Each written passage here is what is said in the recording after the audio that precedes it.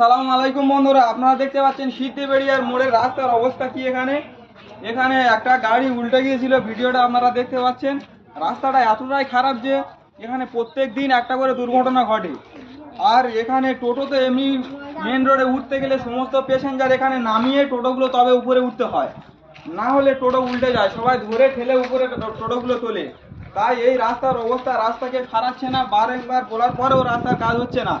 এখানকার টোটোওয়ালাদের কি প্রবলেম তাদের সঙ্গে আমরা একটু কথা বলে নেবো। এখানে টোটোওয়ালারা দাঁড়িয়ে আছে, তাদের কি প্রবলেম, রাস্তায় টোটো চালাতে কি অসুবিধা হচ্ছে তাদের সঙ্গে একটু কথা বলে নেবো। কি প্রবলেম আপনাদের টোটো চালাতে, কি অসুবিধা হচ্ছে রাস্তায়? প্রবলেম বলতে রাস্তাটা অত্যন্ত, আপনারা দেখা পাচ্ছেন, অত্যন্ত খারাপ। এখানে একটা কোনো ইমার্জেন্সি রুগী টুগি নিয়ে যেতে পারবে না। প্রায় রাস্তার অত্যন্ত খারাপ, দীর্ঘ 4 বছর ধরে এরকম খারাপ রয়েছে। আমরা এমএলএ সাহেবকে একবার জানিয়েছি, বলেছে আমি দেখছি কি করা যায়। আর 1 বছর হয়ে গিয়েছে, তারপরে দিদির নাম্বারে এসে ফোন করা হয়েছে, প্রতিশ্রুতি দিয়েছে, কিন্তু করছে না কাজটা। আপনারা আপনাদের এলাকার নেতাদের জানিয়েছেন? হ্যাঁ, অনেকবার জানি, তবু রাস্তার কাজ করেন না? করেনি। প্রতিশ্রুতি দিয়ে যাচ্ছে যে করবো।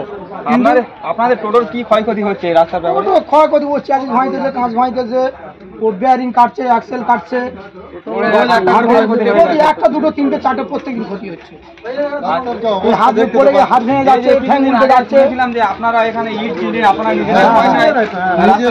নিজেরা বলতে কয়েকজন টোটো মিলিয়ে, টোটোওয়ালা মিলিয়ে কিছু টাকা দিয়ে কোনো রকম চলার মতো করেছে, ঠিক আছে।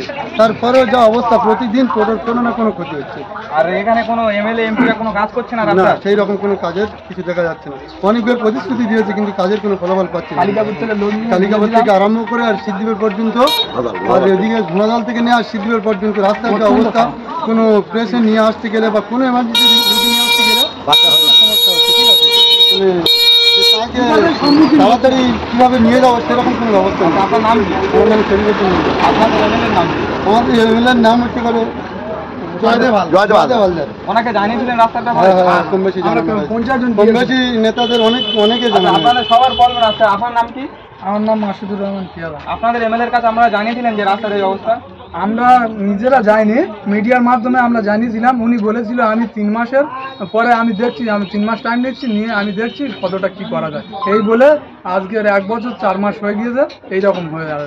দীর্ঘ 4 বছর লকডাউনের থেকে রাস্তাটা দেখতে পাচ্ছেন তো আপনারা কেমন অবস্থা, অত্যন্ত খারাপ। এখানে একটা কোনো ডেলিভারি রুগী নিয়ে যেতে গেলে বা কোনো বিষকার রুগী টুগি এসব কিছু নিয়ে যেতে পারবে না। রাস্তা খারাপ।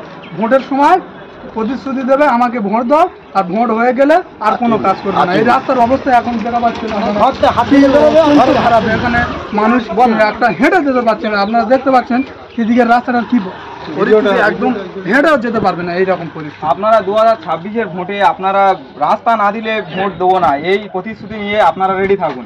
অবশ্যই আমরা 26-এ আমাদের একটাই দাবি, আমাদের রাস্তা করে দাও, তারপরে আমরা ভোট দেবো। আপনারা দেখতে পাচ্ছেন যে এখানকার জনগণ এবং টোটোলারা ক্ষুব্ধ রাস্তা নিয়ে। তারা সঠিকভাবে টোটো না চালানোর কারণে তাদের সংসারে প্রবলেম হচ্ছে।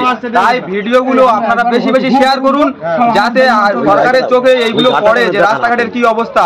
বেশি বেশি টাকা মন্দির মসজিদে না খরচা করে এই রাস্তাঘাটে খরচা করলে ভালো হয়। তাই আপনারা ভিডিও বেশি শেয়ার করুন, যাতে রাস্তাঘাটটা আমাদের এমএলএ এমপিদের চোখে পড়ে। আর এখানে টোটোলারা খুব ক্ষুব্ধ, তারা কিছু স্লোগান দিতে চায়। আমাদের দাবি মানতে হবে, আমাদের দাবি মানতে হবে। রাস্তা করতে হবে, রাস্তা না করলে ভোট দেবো না, দিচ্ছি না দেবো না।